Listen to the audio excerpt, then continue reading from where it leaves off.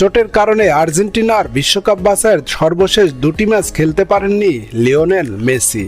যদিও তার অনুপস্থিতিতে বিশ্ব চ্যাম্পিয়নদের জয় পেতে কোনো অসুবিধা হয়নি। চোট কাটিয়ে তিনি আজ রোববার মাঠে ফিরলেন।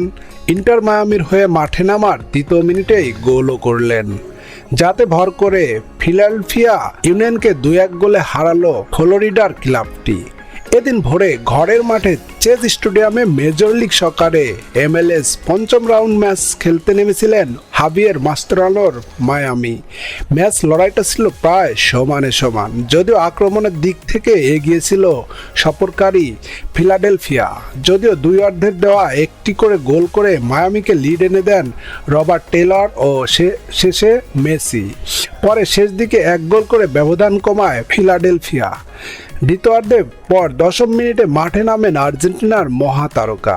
এরপর মিনিট 2 পরই মেসি কাঙ্ক্ষিত গোলটি পেয়ে গেলেন। উরুগুয়ান তারকা লুইস সুয়ারেজের বাড়ানো বল ধরে তিনি প্রতিপক্ষ ফুটবলার ইয়ান গ্লাভিনোভিচকে কাটিয়ে ডান পাশে শট নেন তিনি।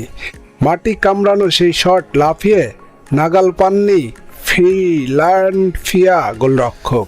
আলবিসেলেস্তার তারকার গোলে মায়ামিও ম্যাচ দ্বিগুণ লিড নেয়। এর আগে প্রথমার্ধে 23তম মিনিটে মায়ামিকে প্রথম লিড এনে দেয় রবার্ট টেইলর। বা প্রান্ত দিয়ে প্রতিপক্ষের বক্সে ঢুকে জর্দি আলবা জোরালো বল বাড়ান অপর প্রান্ত থাকা বেঞ্জাকে। তার বাড়ানো বল এক স্পর্শে জালে জড়িয়েছেন টেইলর।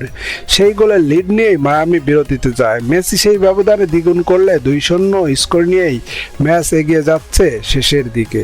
80 মিনিটে ড্যানিয়েল গাজডাক 1 গোল করে স্বাগতিক মায়ামির উৎসবে বিরতি টানেন। তবে ম্যাচ জমে ওঠার ইঙ্গিত এলেও আর কোনো রোমান্স জাগাতে পারেননি ফিলাডেলফিয়া।